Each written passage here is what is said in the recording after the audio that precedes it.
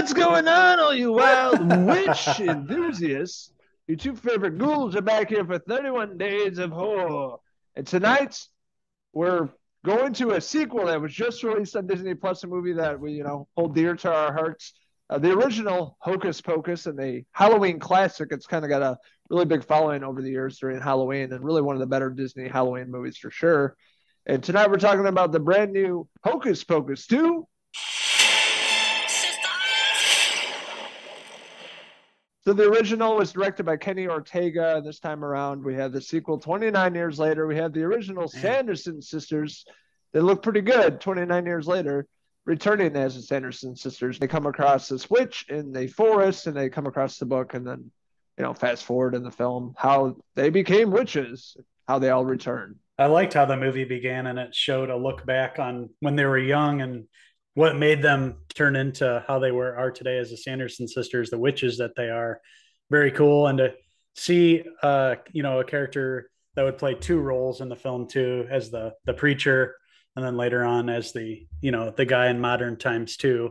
An actor that I noticed, Tony Hale. He's been in Veep of lately. He's probably most famous from that, but other things, Arrested Development. Arrested Development. Um, yeah, but very cool how we kind of got a prequel and a sequel within one film. I like the way that they did that in this film. I appreciated that. Like you mentioned, we're catching up with the Sanderson sisters all these years later. And once those witches hit the screen, it becomes a musical number right away. And they're introduced in a really cool way.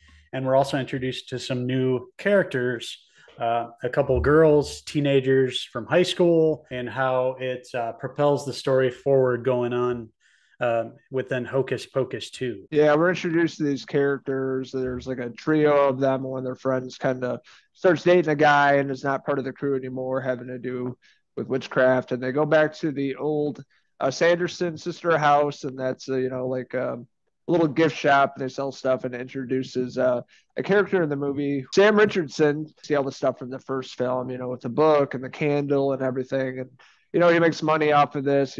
Bringing people in, especially during the Halloween season, telling the story of the Sanderson sisters, the famous witches from Salem, and them returning eventually. And it's kind of cool how they dive into that, how he tricks the girls of bringing them back. I guess I didn't see that coming. It's pretty cool.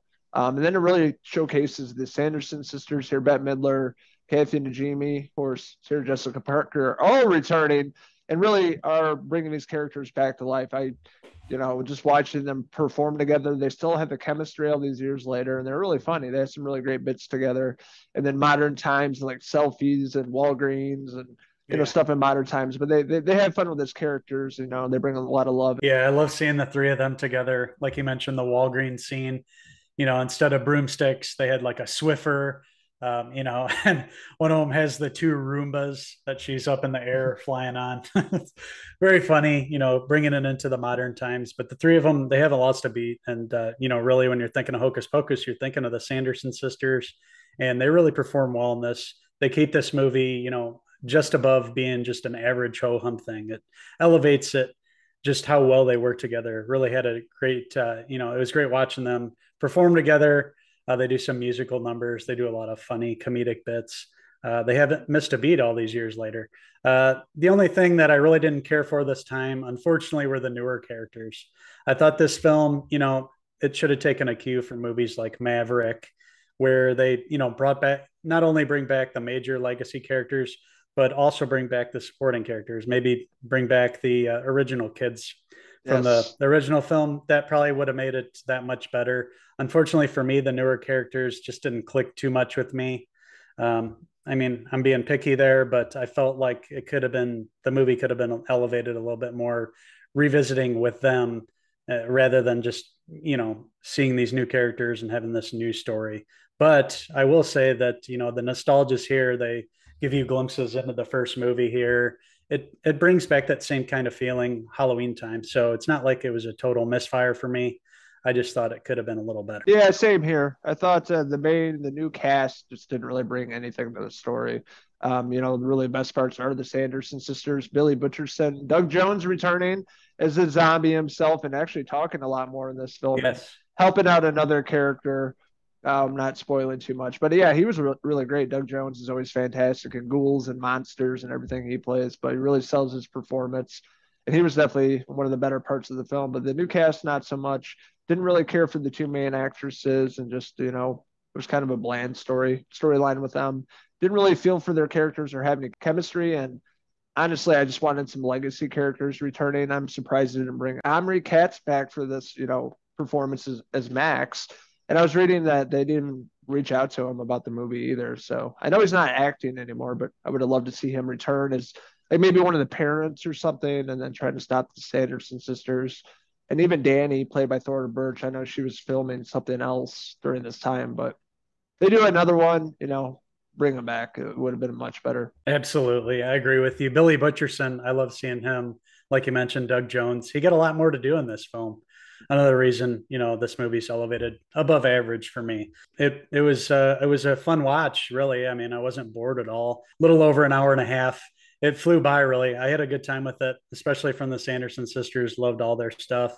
And I loved the ending and the way that they set it up for a potential other sequel. And I would love to see Omri Katz and Thora Birch return if there is indeed a third one. So with that being said, overall, I had a really good time with this.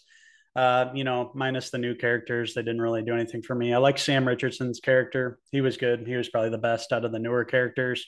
Love seeing Billy Butcherson back.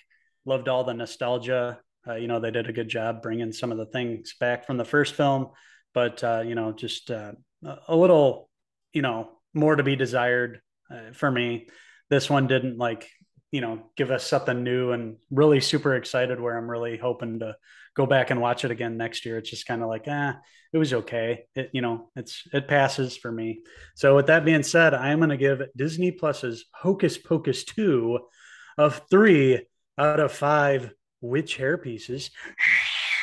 I would also have to agree here. This movie kind of felt hollow a little bit. They didn't really add anything new to this, and not necessarily a movie they needed to make because it doesn't really capture that magic. I didn't really feel satisfied after finishing this movie or fulfilled, but it's also not a terrible movie either. It's just okay. There's some big problems with it.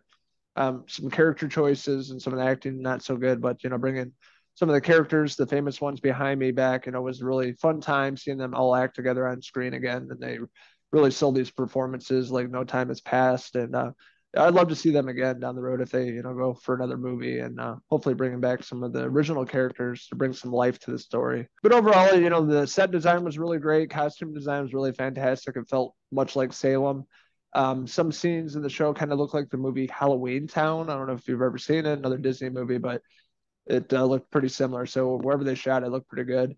And just some minor problems with it. But, it's a movie you can watch during the Halloween season. Not a, terrible movie by any means, but it's just okay. And it's probably good for younger kids that aren't familiar with the original movie. So that being said, I'm going to give Hocus Pocus 2, that's streamed on Disney Plus, a 3.5 out of 5 Bette Midler hair pieces. So what did you guys think of Hocus Pocus 2? Did you guys like it? Did you guys think that they should do a sequel right away? Should we get a Hocus Pocus 3, bring back Thora Birch and Omri Katz? Did you guys love Billy Butcherson? We sure did. Let us know in the comment section below. And as always, don't forget to like, comment, and subscribe. Make sure to tune in to this channel all month long for the 31 Days of Horror. We're rolling in October. We have tons of videos up already for movies old and new alike, as well as some TV shows that are premiering this month. There's a lot of good stuff to cover. Me and Logan have had a blast doing this so far, and we want to thank everybody for following along on this 31 Days of Horror. That's right. These two wild witches are heading out until the next movie and TV show review for 31 Days of Horror. Cheers! I put a spell on you.